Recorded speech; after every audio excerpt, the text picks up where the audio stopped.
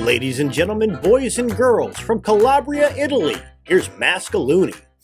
Hello, Jody. How are you? Maskalooney. I'm so glad that I got here. I took the you? bus. What a pain in the neck the bus is sometimes, you know? I didn't have the right tokens. I didn't have the exact cap. Thankfully, I had my lunch with me, and I traded with my ham sandwich. He let me go. Anyway, Maskaloon show. Okay, Maskalooney, they call me. I'm from Italy, Calabria, inland there. And I've been in the United States a long time. And let me explain a little bit what this show is about. This show is about helping people, about passing along things that I've learned over my life. I'm somewhat of a spiritual healer. I don't want to say I'm a spiritual healer, wrote with a degree, this, that, the other thing. More like the School of Hard Knocks. Maskalooney went through some tremendous things, and I learned quite a bit, and I thought, gee, I wonder if people knew about these things, they could certainly help them. And so this is what the Maskalooney show is all about, helping people along with their life as best we can, not from Maskalooney's standpoint, but things I've learned and found that they were true. They're true blue. They work. It's good. Also, we went to malls and streets and different things to ask people what their pet peeve was about certain things in life, you know, certain things that bothered them, that maybe we could shed some light on or talk about a little bit. So that's what we're going to do. And also, I'd like to thank Jody for coming. You're welcome, Maskalooney. Well, thank you, darling. It's very nice. Okay, now we're going to start right out, but I want to share with the folks at home. The first thing is about worry. People worry constantly. Some people are obsessed by it. Every word out of their mouth practically is something negative or whatever. Here's a little thing that I picked up out of a book, a magazine, but I found it to be so helpful. And here we're going to do it. I may stop you just to comment, darling. Okay. Go ahead, start to read it loudly, clearly.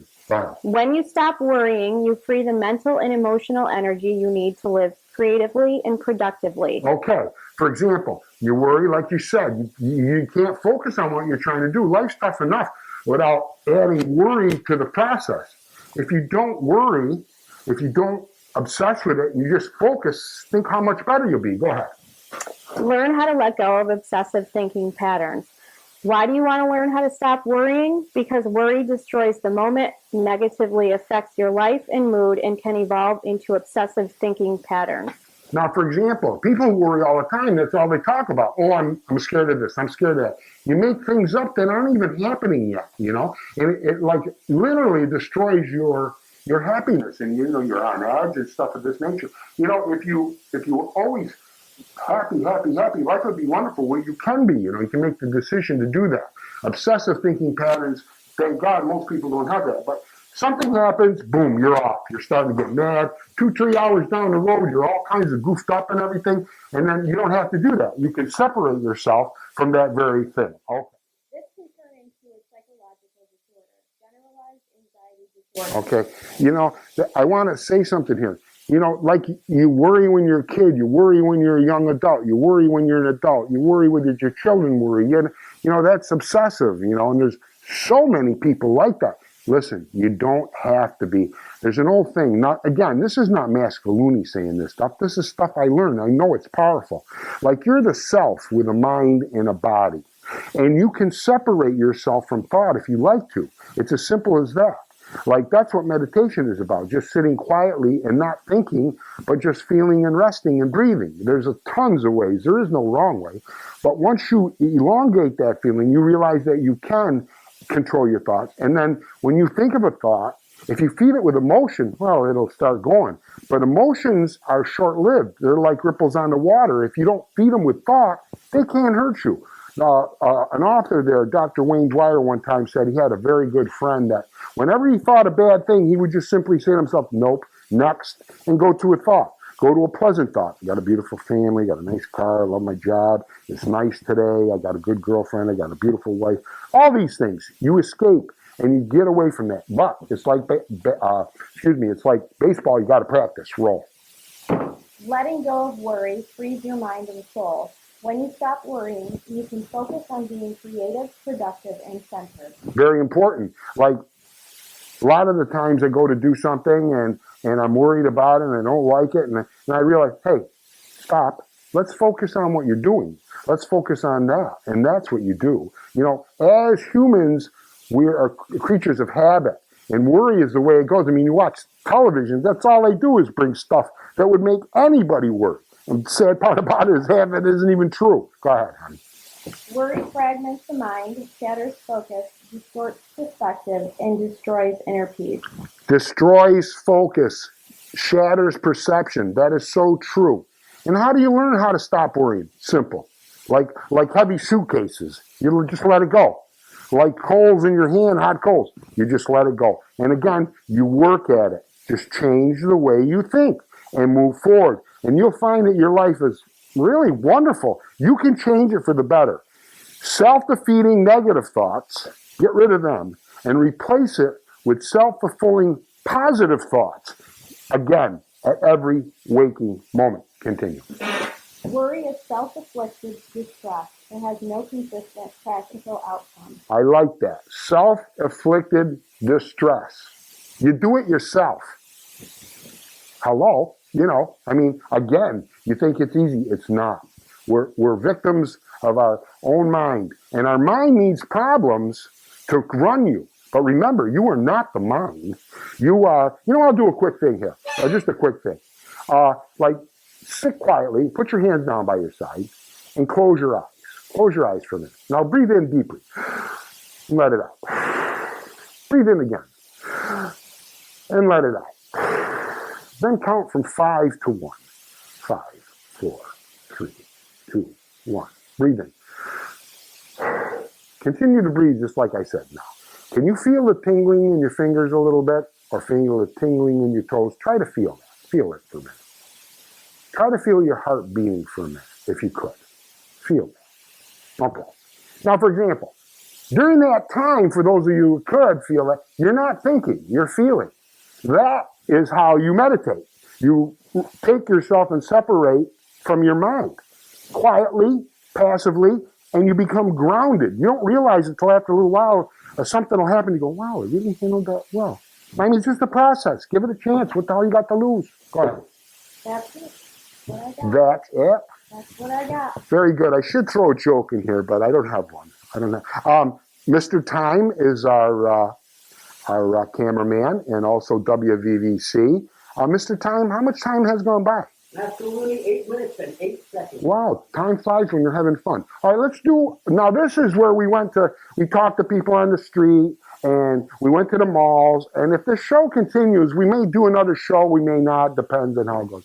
But anyway, I talked to these people to ask them, what's your pet peeve? What would you like to see change a little bit in America so that we could move forward in an amicable, happy, compassionate, understanding way in life?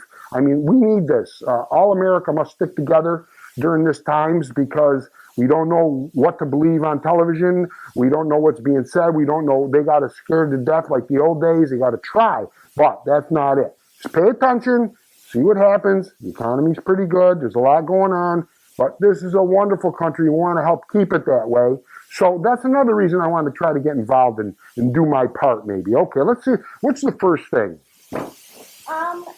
The passing lane. Who told me about that? Marilyn Smith from Vernon, New York. Marilyn did. Yes, I love her. She was so, yes, thank you there, Mr. Time. Appreciate it so much.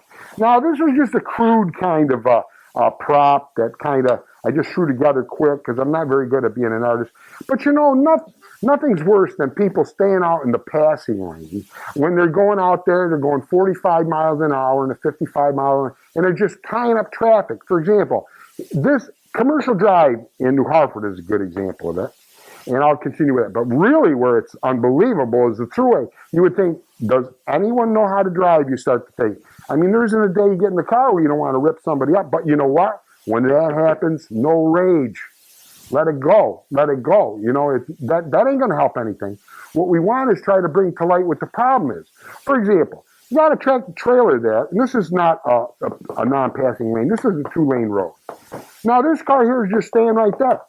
So now, this car can't get by. And this car isn't even going the speed limit. So he's backed up. And it starts to make tempers flare. People get pissed off because they're on their way to work, they're on their way somewhere, blah, blah, blah. Now this guy, he's doing the same thing. So this guy has to pass illegally. I believe it's illegal to pass on the inside, isn't it, Mr. Time? Yes, it is, Maskalooney. Yes. And so, but it's done every day because we're not going to sit there and go behind. You know, it kills me. A lot of people just don't think about it. Well, Charlie in Commercial Drive, I don't want to. Charlie, who the hell is that? Maskalooney, I don't want to have to miss my turn to the left. You'll take that out right now. I don't want to have to miss my turn to the left. Well, know where you're going. That would help. Not that I'm trying to say anybody's bad. Let's try to clear that up, especially on the thruway. Because people come down zooming 70 miles an hour. You're going 55 miles an hour. They want to zoom inside. It causes accidents. We don't want that. Again, if you're in the passing lane, either move up, pull over, or put your signal on, know where you're going ahead of time so you're not tying it up forever. Because sometimes on the thruway, traffic can go back a half a mile. And so many people are pissed off. We don't need that. So again, if you're in the passing lane, move over if you're not going anywhere. Or go past. Go past. And then if someone's behind you, move over so that they can go by. Don't make people do that. I think we'll be a lot happier on the road. Do you think I covered that all right, Mr. Time? Did I do that okay? I think you did. Well, thank you very much. I appreciate that. What's next, Dolly? We have Scratch Off. Casino at the Nice and Easy. Don't you dig that? You go in to get a coffee, there's a line 5 miles long. They call it Fast Track or whatever. Nothing fast about it. You walk in there, you got some guy playing 777s and grandma shorts, and give me 4 of those bingo bongo, and give me 3 of the lucky stars, and you know, there's a casino out there. I mean, you know, if you're gonna do that sort of thing, why tie up the line for an hour? Wait till somebody's not there. I mean, say, who the hell are you to tell me that? You're right.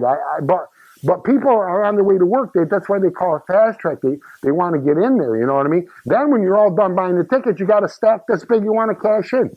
And you know what's really funny? Nobody ever wins. Oh, I won. Oh, did you? Add it all up. This side, this side. Then tell me if you won. Not that I know anything, but that would make people a lot happier. You know, buy them sometimes else. Or just think about that. Say, you know, here, you want a coffee, go ahead of me or something like that. This aggravates the bananas out of people. A lot of times what I do, when I go in there, there's a minor, I just walk up with $2, I lay it down for my coffee, and I tell them, keep the change. You know, put it in your change thing.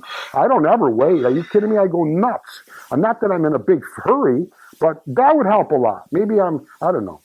You think that's good or no? I think that's good. You do? Thank you, Joe. Very nice. All right, continue. Litter and cigarette butts. Who'd that come from? Taylor Taylor's from Oneida. Yes, I remember Taylor. He was in tears because his dad was in Normandy. And his dad got off one of the transports that would bring the soldiers to the beach. And his dad was chopped in half by a machine gun. And many, many, many soldiers died. I got to be honest, I don't know if I'd have the wherewithals it would take to go and fight the enemy against guys with machine guns and hand grenades. I mean, those guys went out and risked their lives like that for our country because they loved our country. And there's so many people today who love our country, but we're helpless to do much about it. However, people will flick their ashes out the window as they're driving. Flick them out. Or take the cigarette butt and throw it out right on the ground. Not even putting it out. Just flick it right out there. We live in a state that's usually pretty wet all the time, and it's hard for it to, but in other places, hundreds of thousands of acres have burned to the ground for that very reason. And America is not an ashtray. Take your cigarette butt and put it in the ashtray, and then clean it later. I'm not telling you what to do. I'm just saying that's how it should be. If you love America, do you love America? I love America. America's not a... How many times I want to throw a piece of tissue out or blow my schnoz and say, geez, I'll throw this out. I'm not... I say no. I got a little bag in the car. I put it in there when I'm not taking the bus. Otherwise, I use the bus driver's trash, but he don't dig it because he wears a mask. He thinks I got COVID. He just said I had to blow my nose. What are you going to do? But anyway, so the important thing is don't do this. It hurts other people. Like I want to blow the horn or pull up and say, hey, why are you littering America? America's not an ashtray. Don't you love your country? Why are you throwing trash and stuff like that? Why do that? Don't do that. Put it in the ashtray. Would you sit home and smoke a cigarette and flick it on the floor for your kid to crawl over and everything else? It's just not right. It's not right. If you love America, most people don't think. But I think if they did, they wouldn't do it. Anyway, Taylor from Oneida, I wanted to say that for you. And your dad, I just can't imagine what you had to go through your whole life because of that. But anyway, let's talk about tailgating a little bit. Do not tailgate. People right up on your ass, right up on your ass, about 1.5 feet from your car at 60 miles an hour, 50 miles an hour, trying to push you. That happens when you block the passing lane.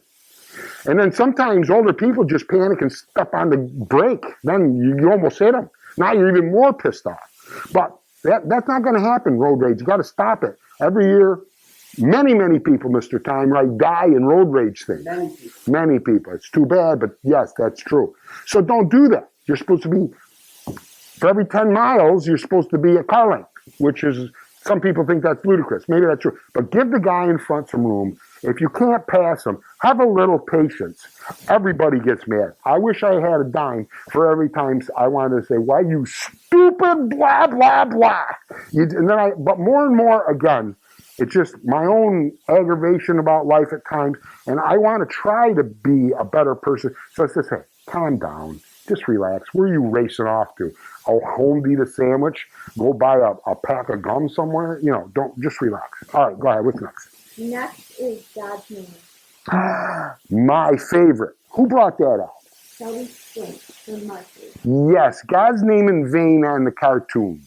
Now, I'm not a Bible belter. I love God very much.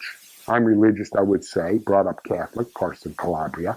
We used to have the pizza free over at the church. Father was wonderful. It was a wonderful place to come. We had beautiful meals of course, the Calabria is inland, a lot of lamb, a lot of beautiful. It's beautiful. Anyway, the cartoon shows. Let me see. American Dad, Rick and Morty. What's the other one? Family Guy, which I'm shocked because they all say God's name in vain. They just say God's name like this. Now, I don't understand it. First of all, where are the priests? If you did this 30 years ago, 35, 40 years ago, you weren't on TV no more.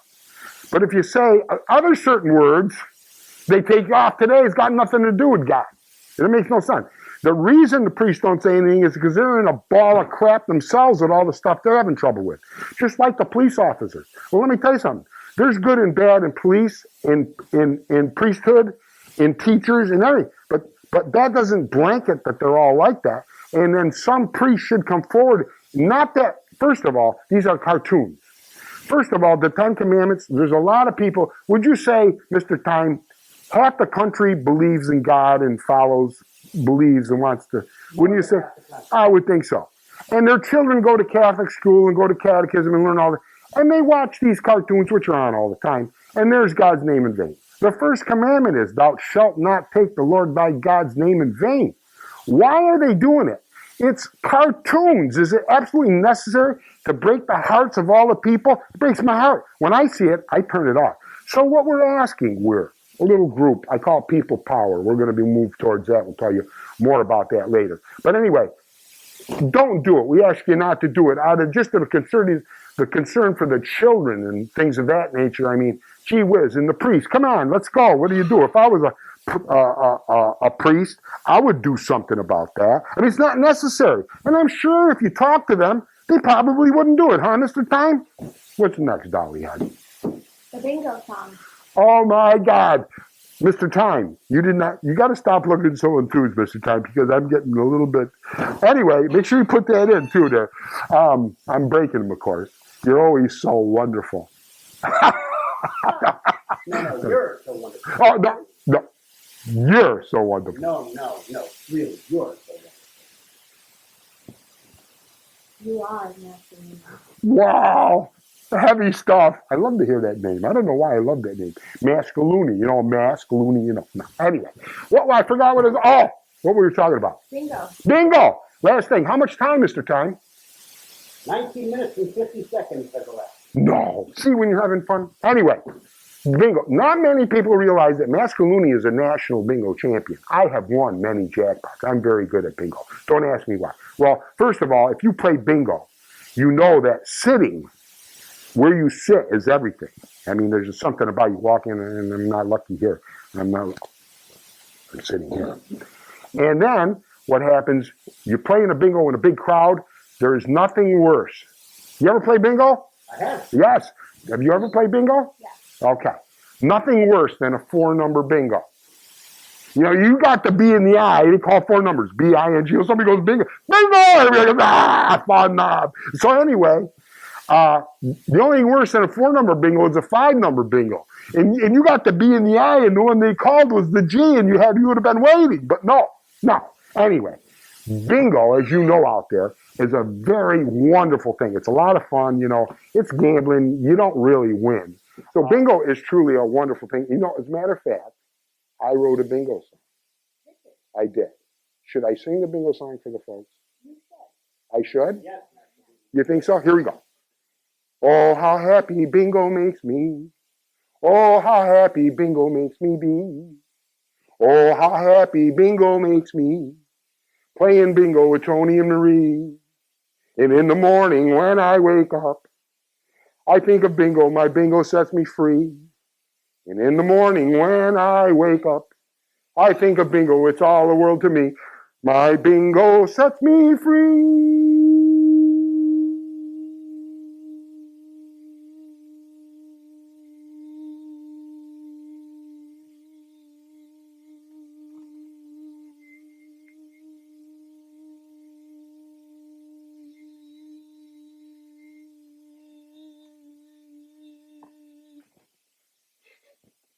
The bingo song. Okay. Pure gold there. Pure gold there. So that's the bingo song. I love that song very much. It just for some reason I like it. I hope you do too. It doesn't really matter if you do or don't, but I love bingo. I'm a champion. Go ahead. Our government today. Yes, you know, I'm telling you, if it wasn't for good news or bad news, we wouldn't have any shows. So, you know, these people, as we all know, the media, makes up so much stuff you don't even know what's true anymore.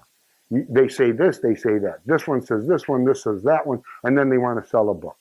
Well, the important thing I think to keep in mind is don't listen to anything. Just look around you. If people are happy and healthy and the bottom line for business is pretty good, despite some things that have happened and have not happened, I wouldn't really waste too much time worrying about it. Because a lot of people see it and then they bring it up all day with their friends and they talk about it. I mean, how do you even know anymore? You know, back in my day, Maskalooney's up there in years a little bit. They had us scared to death of Russia. It was what'd they call it? What'd they call it? Red. Well, they call it communism. The red. Was something red. Well, they had red thing with the sickles, and they had us scared to death. They couldn't shoot a potato gun at that time, you know. But they made it. Man, they were going to rule the world, and that's the same thing they're doing right now. Again, stay together as human beings. Stay happy, healthy. Try to change which is negative. Try to make it a positive, and enjoy your life because it's short enough as it is, isn't it? All right, what's next? Lying media, people power, and misinformation. Yeah, don't be dragged in by the misinformation. You got to understand.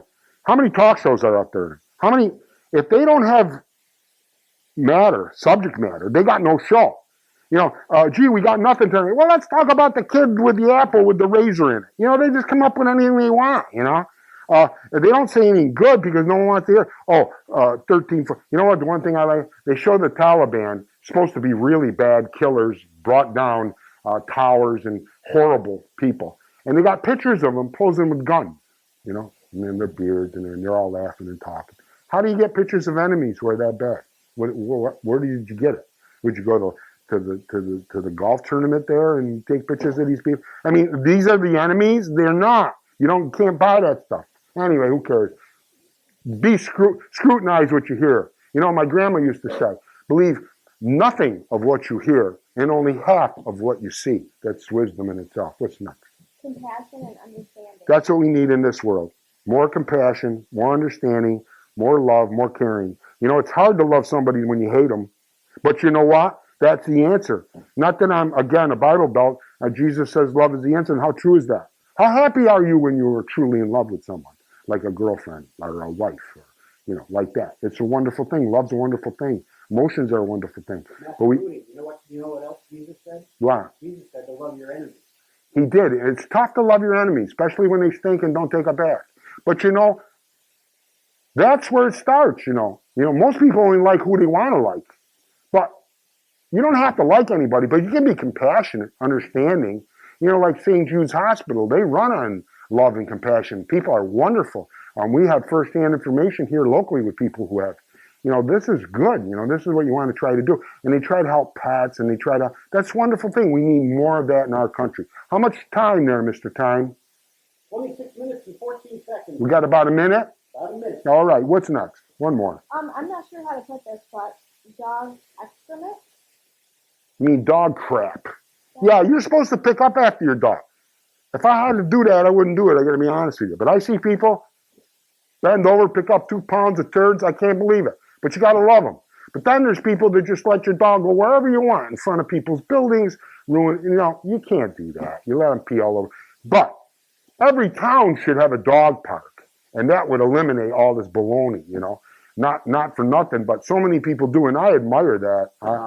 I personally, I look at them and go, wow, you got to really love your dog to do that sort of thing. Anyway, that's about it. Jody, thank you for helping Maskalooney. Well, thank you for coming. You're very nice. Mr. Time, thank you. Thank you. And I believe I'll say goodbye. And I hope I haven't offended anyone. And if I did, too bad. I just want things to be good in our country. And I want our country to be great and wonderful. Like Mr. Trump said, you know, he wanted it. He did a pretty good job, I think. But what do I know? I'm just Maskalooney, and I am your servant. See you next time, maybe. Thank you very much.